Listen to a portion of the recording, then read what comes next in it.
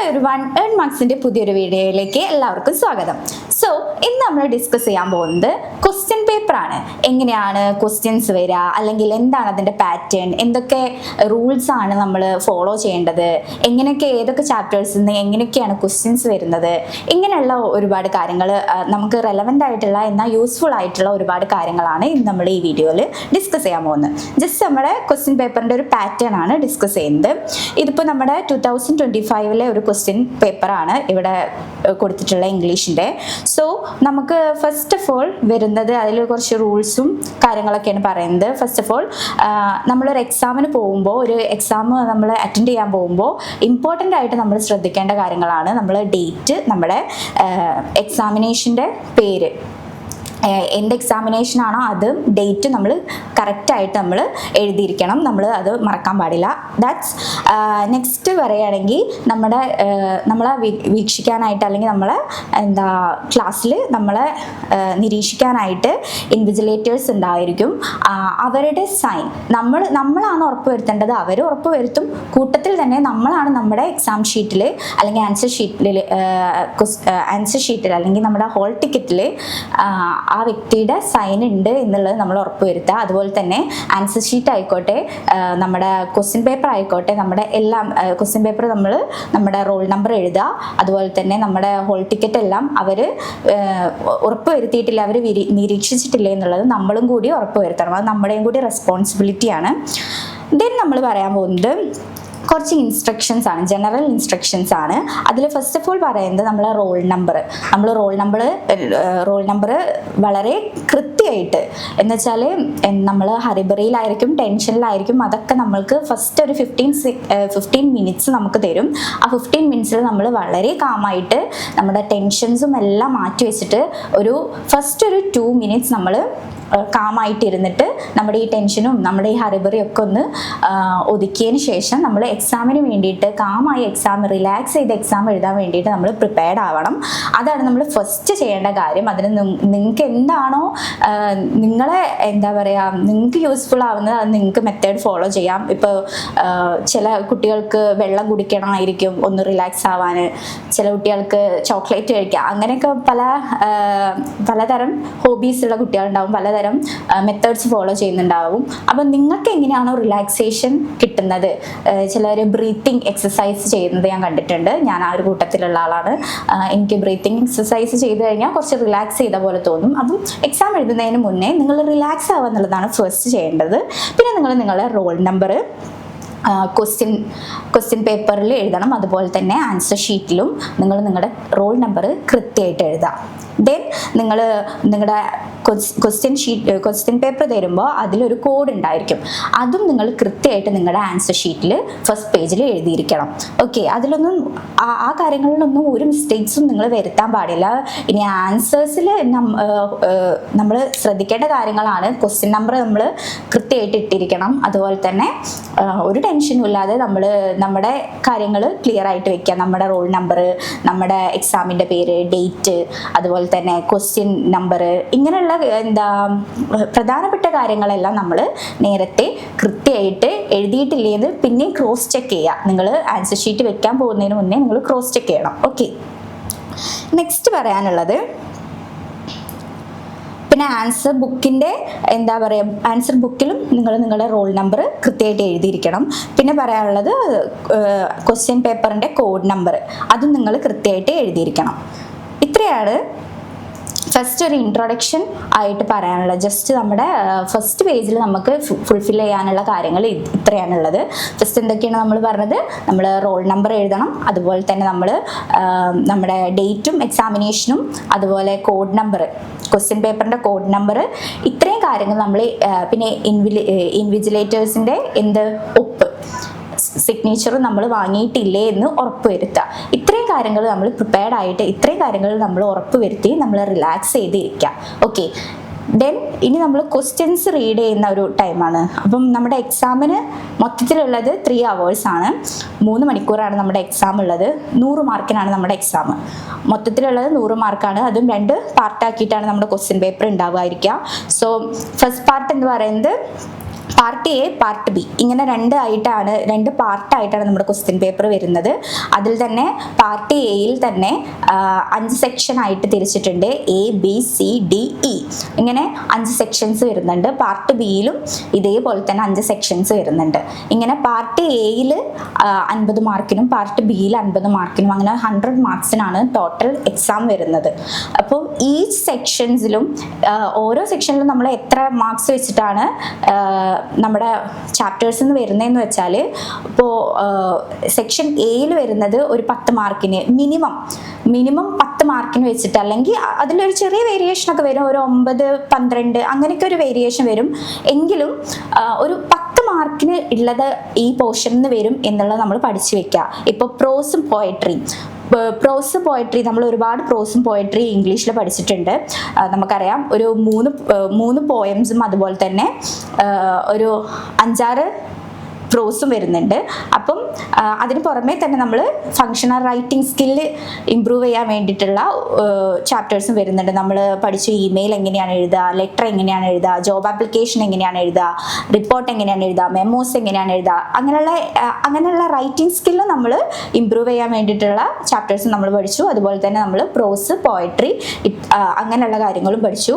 കൂടാതെ നമ്മൾ എന്തും കൂടി പഠിച്ചു, നമ്മുടെ പുറമേ ഉള്ളൊരു അറിവ് എന്നുള്ള രീതിയിൽ നമ്മൾ എന്തുകൂടി പഠിച്ചു, നമ്മൾ ഓഫീസ് ആവശ്യങ്ങൾക്ക് വേണ്ടിയിട്ടുള്ളത്, ഇത് സിലബസിലുള്ളത് തന്നെയാണ്, പക്ഷേ എക്സാമിനേഷൻ പോർഷൻ അല്ല, അതിന് പുറമെ റീഡിംഗ് പോർഷൻ ആയിട്ട് വരുന്നതാണ്. നമ്മൾ കമ്മ്യൂണിക്കേഷൻ സ്കിൽ ഇമ്പ്രൂവ് ചെയ്യാനുള്ള കുറച്ച് ചാപ്റ്റേഴ്സും കാര്യങ്ങളൊക്കെ അതിൽ നിന്നും നമുക്ക് ക്വസ്റ്റ്യൻസ് വന്ന് കണ്ടിട്ടുണ്ട്. ജസ്റ്റ് നിങ്ങളൊന്ന് റീഡ് ചെയ്തിരിക്കുക. എന്ന് വെച്ചാൽ കോംപ്രിഹെൻഷൻ ക്വസ്റ്റ്യൻസ് വരും. നമ്മൾ ചാപ്റ്റർ അല്ലെങ്കിൽ നമ്മുടെ ടെക്സ്റ്റ് ബുക്ക് ബേസ് അല്ലാതെ പുറമേ നിന്ന് പാരഗ്രാഫ് വൈസ് ക്വസ്റ്റ്യൻസ് വരും. ഒരു പാരഗ്രാഫ് തന്നിട്ടുണ്ടാവും, അതേപോലെ തന്നെ അതിൻ്റെ താഴെ കുറച്ച് ക്വസ്റ്റ്യൻസ്, ഇപ്പോൾ ഒരു പാരഗ്രാഫ് അതിനെ ബേസ് ചെയ്തിട്ടൊരു 5-6 ക്വസ്റ്റ്യൻസ് അങ്ങനെ തന്നിട്ടുണ്ടാവും. അതെന്തിനാന്ന് വെച്ചാൽ നിങ്ങളുടെ കോംപ്രിഹെൻഷൻ ലെവൽ ടെസ്റ്റ് ചെയ്യാൻ വേണ്ടിയിട്ടാണ്. ഇപ്പം നമുക്കത് വായിച്ചിട്ട് മനസ്സിലാവുന്നുണ്ടോ, ആ പാരഗ്രാഫിൽ ആ ക്വസ്റ്റ്യൻസിന് ആൻസർ ചെയ്യാൻ നമുക്ക് കഴിയുന്നുണ്ടോ എന്നുള്ളതൊക്കെയാണ് അതിന് നമുക്ക് മനസ്സിലാക്കാനുള്ളത്. അത് ഈസി ആയിട്ടുള്ള ക്വസ്റ്റ്യൻസ് ആണ്. ബിക്കോസ് ആ ക്വസ്റ്റ്യൻസിൻ്റെ എല്ലാ ആൻസേഴ്സ് ആ പാരഗ്രാഫിൽ തന്നെ ഉണ്ടാവും എന്നുള്ളതാണ് ഇത്തരത്തിലുള്ള ക്വസ്റ്റ്യൻസിൻ്റെ ഒരു പ്രത്യേകത. സോ നമുക്ക് പുറമേ ആ ആൻസർ പോവും, അല്ലെങ്കിൽ നമുക്കത് കിട്ടില്ല എന്നുള്ളതൊന്നുമില്ല. ജസ്റ്റ് ഒന്ന് ഇരുത്തി വായിച്ച് മനസ്സൊന്ന് ഫ്രീ ആയിട്ട് എക്സാമിൻ്റെ ടൈമിൽ നമ്മൾ വേറെ ഒന്നും ചിന്തിക്കാതെ ഫുള്ള് കോൺസെൻട്രേഷൻ എക്സാമിൽ തന്നെ ആയിരിക്കണം. നമ്മൾ മനസ്സ് ഫ്രീ ആയിട്ട് അതൊന്ന് വായിച്ചു കഴിഞ്ഞാൽ നമുക്ക് കിട്ടാവുന്ന ക്വസ്റ്റ്യൻസ് ആണ്. അത്തരത്തിലുള്ള ക്വസ്റ്റ്യൻസ് എന്ന് വെച്ചാൽ അത് വരുന്നത് പാർട്ട് എയിലും ബിയിലും വരുന്നുണ്ട്. അത്തരത്തിലുള്ള ക്വസ്റ്റ്യൻസ്, പുറമേ നിന്നുള്ള ക്വസ്റ്റ്യൻസ്, അതിലൊരിക്കലും ടെൻഷൻ ആവേണ്ട കാര്യമല്ല. നമ്മൾ പഠിക്കാത്ത കാര്യമാണെന്ന് വിചാരിച്ച് ടെൻഷൻ ആവേണ്ട, ആ പാരഗ്രാഫ് കണ്ട് പേടിക്കണ്ട. ബിക്കോസ് അതൊന്ന് വായിച്ചു കഴിഞ്ഞാൽ തന്നെ നമുക്ക് ക്രാക്ക് ചെയ്യാൻ പറ്റുന്ന ക്വസ്റ്റ്യൻസ് ആണ്. സോ എയിലും ബിയിലും പാർട്ടിൽ നമുക്ക് ബി സെക്ഷനിലായിട്ടാണ് വരുന്നത്. സെക്ഷൻ ബിയിലാണ് ഈ നോൺ പ്രിസ്ക്രൈബ്ഡ് ടെക്സ്റ്റ് എന്ന് പറഞ്ഞിട്ടുള്ള ഒരു പോർഷൻ വരുന്നത്. അതിനാണ് ഈ പുറത്തുനിന്നുള്ള ഒരു പാരഗ്രാഫ് വൈസ് ക്വസ്റ്റ്യൻസ് ആയിട്ട് വരിക. അത് ഒരു 20 മാർക്കിനൊക്കെ ആയിരിക്കും വരുന്നുണ്ടാവുക. ബിക്കോസ് ഒരു 6 മാർക്കിന് എന്ന് വെച്ചാൽ ഒരു പാരഗ്രാഫ് തന്ന് ഒരു 6 ക്വസ്റ്റ്യൻസ് ABCD അങ്ങനെ പറഞ്ഞിട്ട് ഒരു 6 ക്വസ്റ്റ്യൻസ് 1 മാർക്സ് എന്നുള്ള രീതിയിൽ ഒരു 6 മാർക്കിനൊക്കെ ചോദിച്ചിട്ടുണ്ട്.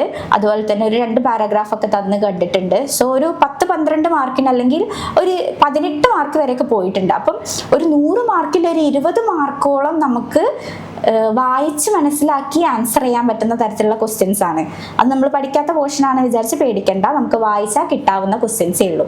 അതൊന്ന് ജസ്റ്റ് ഒന്ന് തിങ്ക് ചെയ്താൽ കിട്ടാവുന്ന ക്വസ്റ്റ്യൻസ് ഉള്ളൂ. അതിനുള്ള എക്സാമ്പിളൊക്കെ ഞാൻ നെക്സ്റ്റ് പറയുന്നുണ്ട്. സോ ഇത്രയാണ് കാര്യങ്ങളാണ് നമ്മൾ ശ്രദ്ധിക്കേണ്ടത്. അപ്പം ഇനി ക്വസ്റ്റ്യൻസ് എങ്ങനെയാണ് വരിക എന്നുള്ളതൊന്ന് ജസ്റ്റ് നോക്കാം. ടോട്ടൽ ഇപ്പോൾ ഒരു 39 ക്വസ്റ്റ്യൻസ് ആണ് ഉള്ളത് എന്നുണ്ടെങ്കിൽ എപ്പോഴും നമ്മളിതൊന്ന് ജസ്റ്റ് വായിച്ച് നോക്കണം കേട്ടോ. ഫസ്റ്റ് ആ ക്വസ്റ്റ്യൻ പേപ്പറിൻ്റെ ഫസ്റ്റ് പോർഷൻ നമ്മളൊന്ന് വായിച്ച് നോക്കണം. ബിക്കോസ് അതിൽ എത്ര ക്വസ്റ്റ്യൻസ് ഉണ്ട്, ഏതൊക്കെ ക്വസ്റ്റ്യൻസിലാണ് ഓപ്ഷൻ ഉള്ളത്, എത്ര മാർക്സിനൊക്കെയാണ് ക്വസ്റ്റ്യൻസ് വരുന്നത് എന്നുള്ളത് നമ്മൾ അറിഞ്ഞിരിക്കണം. ഇപ്പോൾ ഈ ക്വസ്റ്റ്യൻ പേപ്പറിൽ നമുക്ക് കാണാൻ പറ്റും 39 ക്വസ്റ്റ്യൻസ് ആണ് ടോട്ടൽ ഉള്ളത്. ഓക്കെ, 2 പാർട്ടിലും കൂടി ആയിട്ട് ഞാൻ പറഞ്ഞല്ലോ 2 പാർട്ടായിട്ടാണ് ക്വസ്റ്റ്യൻ പേപ്പർ ഇത്.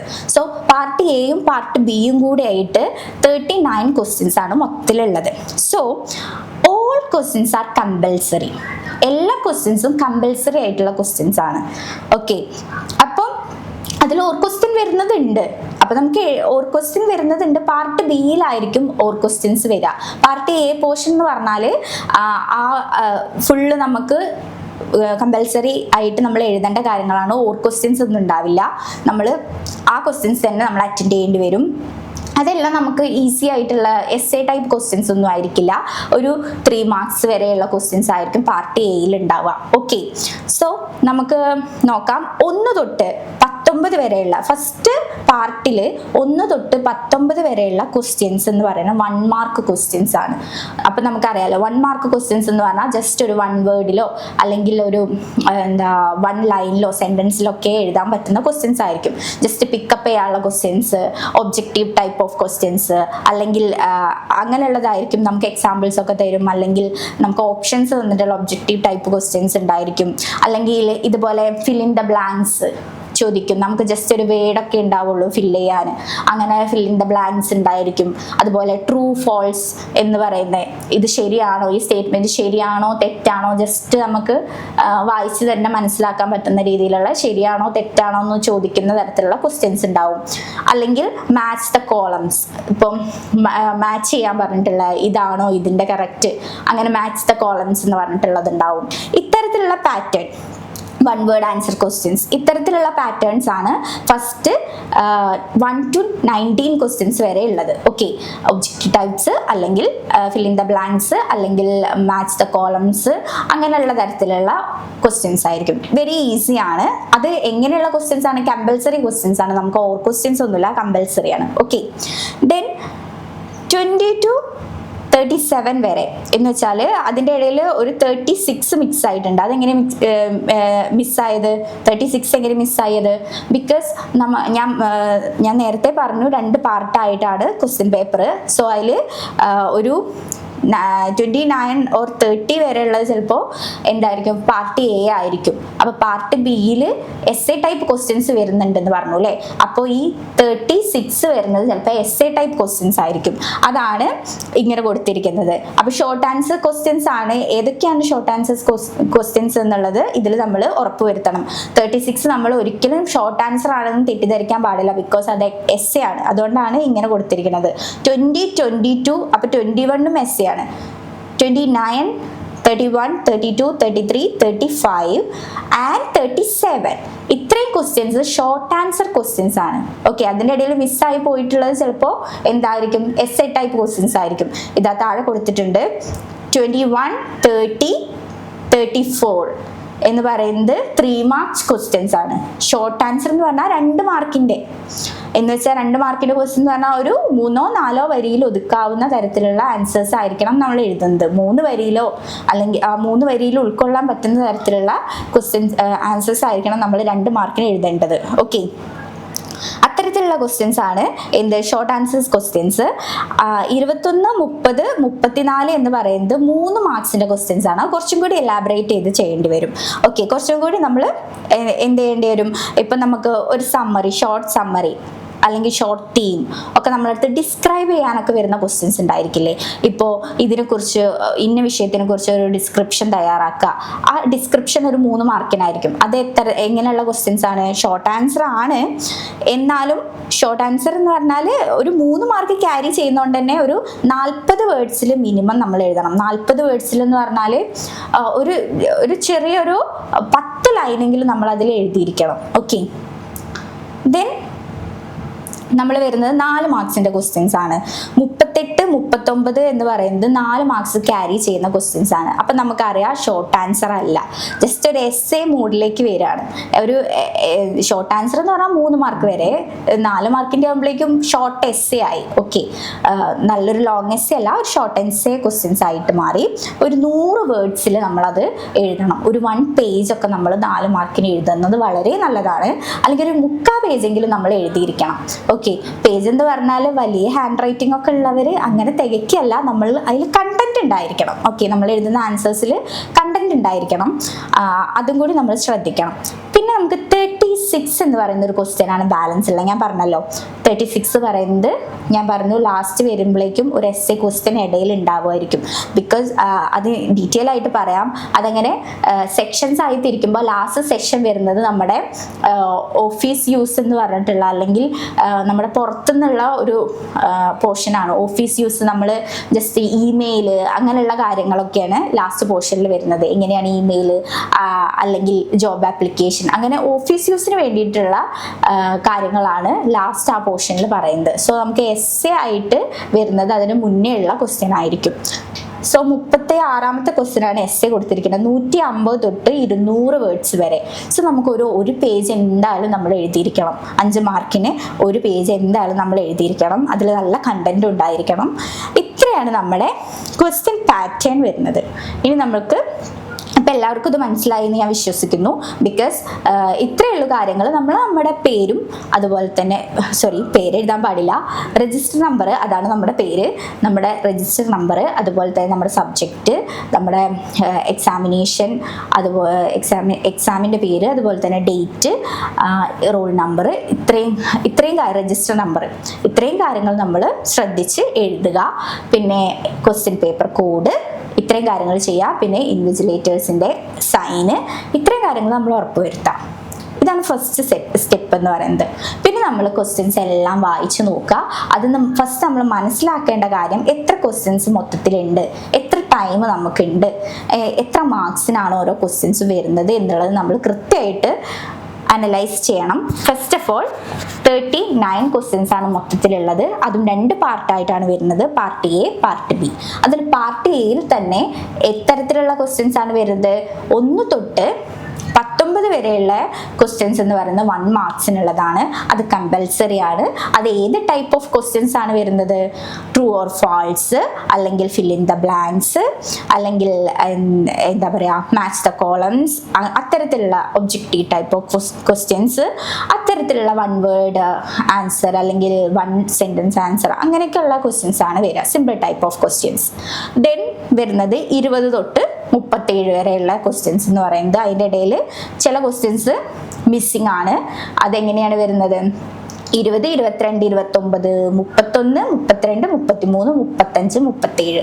അതിനിടയിലുള്ള ചില സംഖ്യകൾ അല്ലെങ്കിൽ ചില ക്വസ്റ്റ്യൻസ് നമ്പേഴ്സ് മിസ്സിംഗ് ആണ്. അത് ചിലപ്പോൾ കുറച്ചും കൂടി ഷോർട്ട് ആൻസറിൽ നിന്നും കുറച്ചും കൂടി ഒരു ഷോർട്ട് essay പോലെയൊക്കെ വന്നിട്ടുള്ള ക്വസ്റ്റ്യൻസ് ആയിരിക്കും.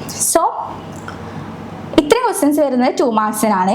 അപ്പോൾ ഏതൊക്കെ നമ്പറിലുള്ള ഏതൊക്കെ ക്വസ്റ്റ്യൻസ് ആണ് 2 മാർക്സിന് എന്നുള്ളത് നമ്മൾ ഉറപ്പുവരുത്തണം. അതിൽ ഏതൊക്കെയാണ് നമ്മൾക്ക് അറിയാവുന്ന ക്വസ്റ്റ്യൻസ് നമ്മൾ ആദ്യം ആൻസർ ചെയ്യാൻ നോക്കണം. ഓക്കെ, നമ്മൾ ചിന്തിച്ചിരിക്കാനുള്ള എല്ലാം നമ്മൾ പഠിക്കണം, എല്ലാത്തിനും നമ്മൾ ആൻസർ ചെയ്യാൻ നമ്മൾ സന്നദ്ധരായിരിക്കണം, എല്ലാത്തിനും നമ്മൾ പ്രിപ്പയർഡ് ആയിട്ട് പോകണം. എങ്കിലും നമുക്ക് എന്തെങ്കിലും ഒരു ഡൗട്ട്സ് ഉള്ള ക്വസ്റ്റ്യൻസ് ആണെങ്കിൽ നമ്മൾ അതിൽ ചിന്തിച്ച് സമയം കളയരുത്. നമ്മൾ ആദ്യം നമുക്ക് അറിയുന്ന ക്വസ്റ്റ്യൻസ് നമ്മൾ ആദ്യം ചെയ്യണം. അത് വാട്ട് എവർ ഇറ്റ് ഈസ്, 2 മാർക്കിൻ്റെ ആയിക്കോട്ടെ 3 മാർക്കിൻ്റെ ആയിക്കോട്ടെ, നമുക്ക് അറിയുന്നത് ആദ്യം എടുത്തെഴുതുക.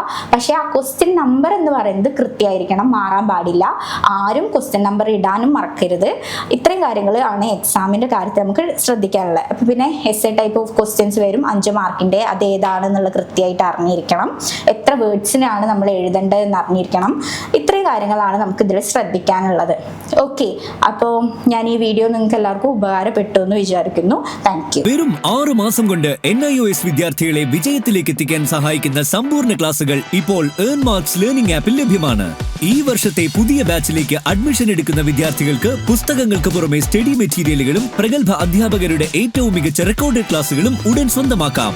ഏൺ മാർക്സ് ലേണിംഗ് ആപ്പ് ഇപ്പോൾ തന്നെ ഡൗൺലോഡ് ചെയ്യൂ. അഡ്മിഷന് വേണ്ടിയും കൂടുതൽ വിവരങ്ങൾക്കും താഴെ കാണുന്ന നമ്പറിൽ ഉടൻ ബന്ധപ്പെടൂ. Earn marks, your perfect learning partner.